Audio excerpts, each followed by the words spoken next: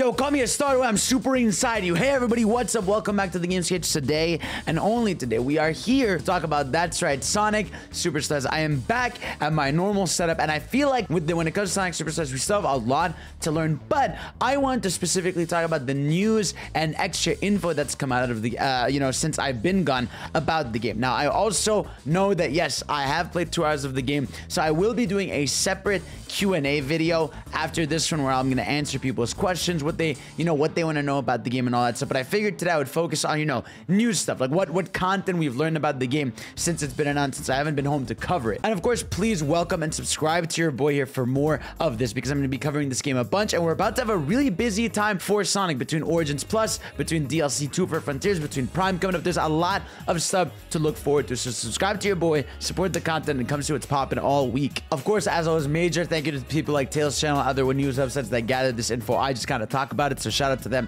But let's go into what we know here. So VGC had an interview with Takahashi Iizuka, who, by the way, I met at Summer Games, said that was fucking awesome. And we found that a big piece of news. The Superstars completely developed by Arzest, a Japanese studio co-created by designer Naoto Oshima. Additional assistance provided by Sonic Team in Japan. What Oshima-san really brought to the table in this classic Sonic experience, having worked on Sonic 1 and CD, he has an understanding of how to make a true classic Sonic game. So right away, right, this I know turned a lot of heads, because for those of you that don't know, Arzest is a developer not known for the greatest things. I mean, they've got a track record of Hey Pikmin, Yoshi's New Island, and and Balan Wonderworld. Now, obviously, before you hit the panic button, like I said, I've played the game, right? So I think control-wise and level design-wise, I pretty confidently could tell you we're already great.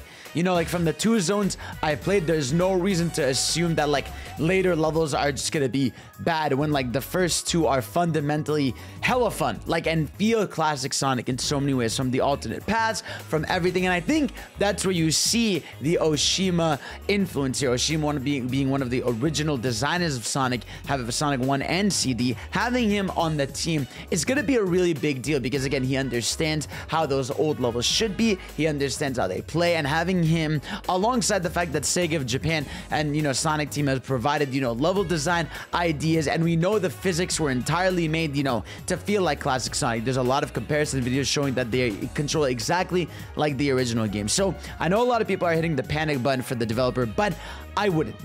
Genuinely, it is polished, it is good looking, it controls those, so I feel like you don't have to have too many fears about that. The only thing I noticed though is, obviously this is a demo build, so please don't take this to heart or to the end. There were some FPS dips, and I hope that's solved by launch. Like for example, when I was running away but from a boss at the end, there were moments where it starts to lose FPS a little bit, but besides that, perfectly polished. Now, a really interesting one, which confirms a theory we've had for years now, is that Oshima, approached by Sonic creative officer Takahashi Iizuka after collaboration plans with developer Christian White fell through. We had some concepts and ideas laid out between the teams. We couldn't kick off the project, and so it disappeared for a while with Chris and the team. Now, that right there is a big deal, right? Because this is sort of something that the community and stuff have been theorizing / has just been assumed for a while, is that something went down after Mania, right? Where there was just between Christian Whitehead and Sega and Sonic Team some disruption of flow in terms of the work or whatever didn't work, and they didn't end up making a Mania sequel. Because dude, that game was so successful. I think we were all sitting there saying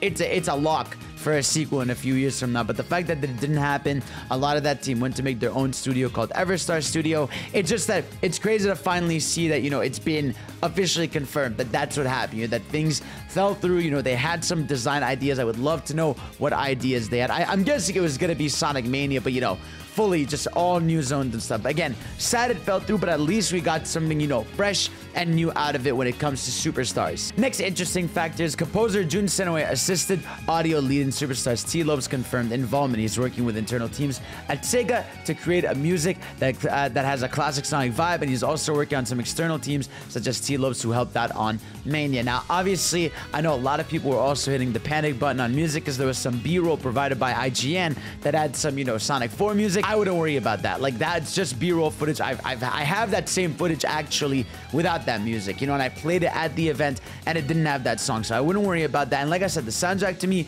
sounded very Sonic, like sounded very T-Lopes, like very like upbeat pop style. But it sounded how you would expect the Sonic sound to go. You know, I didn't have my Studiopolis moment where I was losing my shit over a track, but like I was bumping. I was like, okay, pop, and that's, you know, that's what I like in my Sonic games. Another small one is the new character. I haven't really gotten the chance to even talk about this character, but for those of you that don't know, Naoto Oshima is working on a new character for the series, and his name is Trip. There's actually a little bit of footage of him running around in a cutscene with Fang, and yeah, his name is Trip.